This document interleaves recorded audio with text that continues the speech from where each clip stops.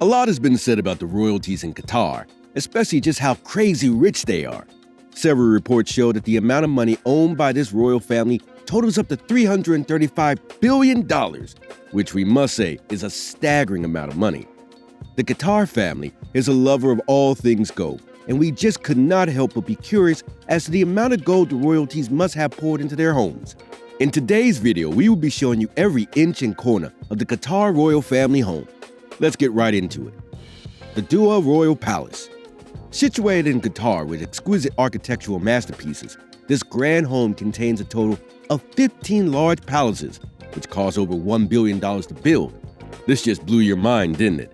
But that's just the tip of the iceberg, as we will now fill you in on what goes down in the home. The number one thing that will draw your attention to this building is the amount of gold it is coated in. It also bags a car park that can take over 500 cars all at once.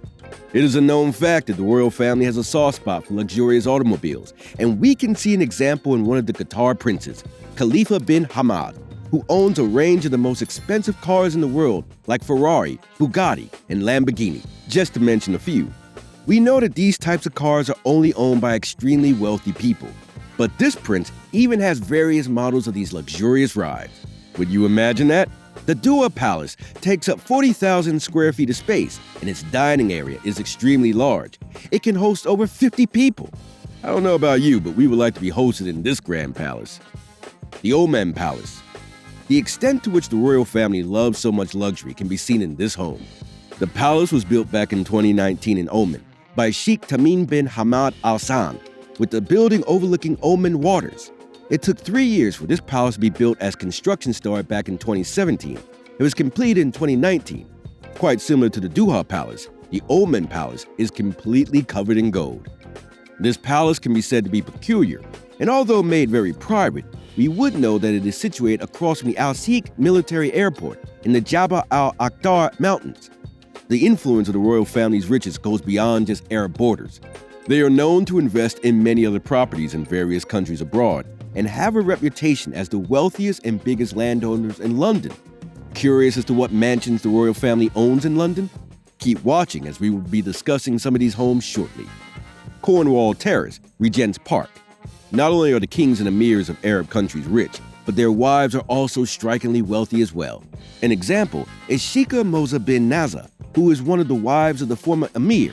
She solely owns 3 houses on Cornwall Terrace that are worth over $140 million, and jointly, they are said to be the most expensive houses in the world. In 2013, Sheikha Moza bought these houses, and sources say that she is already making plans to reconstruct the buildings into a large 17-bedroom mansion with 14 lounges, a cinema, a swimming pool, and a juice bar all in the building. You may be wondering why exactly she wants a juice bar in her mansion. Well, due to religious purposes, the royal family does not support the consumption and sale of alcohol. Hence, they decide to have their own personalized juice bar, where every process of juice making is monitored. Upon its completion, the Cornwall Mansion will be the most expensive home in London, with a projected worth of over $300 million. Beau Arts Townhouses. In 2002, a home which is situated at 79 East 72nd Street was purchased from the Lycée François School. Upon acquiring such a large property, the school put up 6 of its buildings for sale. The royal family then purchased the Beau Arts townhouses, which were the last 2 remaining, and the largest of all for a total of $26 million. After the acquisition, the royal family made sure that the buildings were reconstructed to suit their taste. It took 2 years of reconstruction to combine both townhouses into a grand mansion, which includes 2 floors of bathrooms and bedrooms, and also an additional indoor swimming pool. New York Mansion.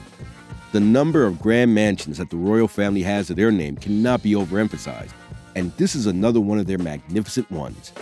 During one of their travels to New York in 2017, the royal family of Qatar purchased a property in the city. Now here's where things get juicier.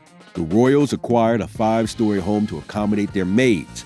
It is a fully furnished home with luxurious sitting rooms and a lounge area, including some of the rooftop, various dining rooms, bedrooms, an extremely large kitchen, and outdoor gardens. The 10,400 square foot mansion also has beautiful views of Central Park and the New York landscape. This home screams absolute comfort with its touch of extremely cozy rooms. It also includes jaw-dropping fireplaces built almost 10 years ago. This mansion in New York City eludes modern and also antique interiors with 8 bathrooms in its English basement. Forbes Mansion. In 2018, one of the former emirs purchased this Georgian mansion for a whopping $270 million. The home is situated in the heart of London and is currently being renovated into a 25-bedroom, 6-story mansion. Alongside this, the home will also contain a large parking lot that can take up to 32 cars for the royals. The interior of the home starts with a black and gold plated staircase that leads to the upper floors where the male and female suites are located, 6 for the children and 5 suites for the guests. 11 bedrooms, a dining room, a library, a drawing room, and a guest salon fill the ground floor.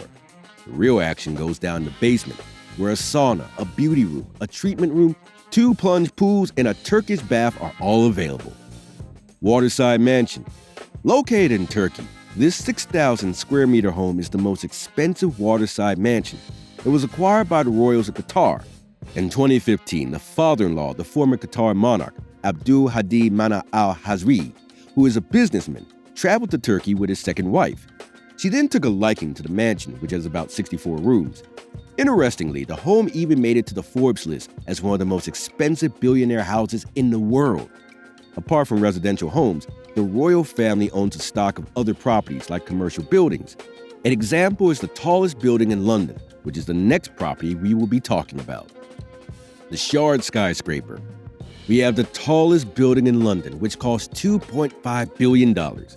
Looking at the physical structure of the building, it is clear why it was named the Shard. It outlines the shape of a shard of glass stretching pointedly way up into the sky. The 95-story skyscraper comes with lots of residential apartments that end on the 72nd floor. It has wide and comfortable spaces where only 5,000 people live and also work. The best part of living in this building is the 360-degree view of London that you can access right from the topmost floor of the skyscraper. But that's not all. Lovers have also developed a romantic feel to the rooftop, and the beautiful view makes it perfect for them to have surprise birthdays, weddings, and proposals. The building also entails various event areas, enthralling art pieces, 7 world-class restaurants, and the exotic Sri Lanka Hotel, where you can access and swim one of the highest pools in the world. Buildings like the Ritz Hotel, Essex Farms, the Canary Wharf Financial Complex in London's Docklands, a penthouse at Hyde Park, which is, by the way, the most expensive apartment block ever known, an industrial building in the West Sussex town of Crawley, and a large part of London's Olympic Village are some of the other properties in the hefty real estate portfolio of the royal family.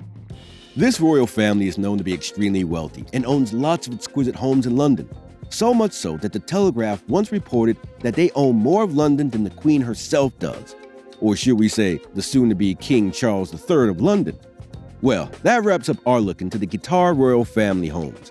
If you enjoyed this video, please drop a like and consider subscribing to the channel for more content like this. See you in the next one.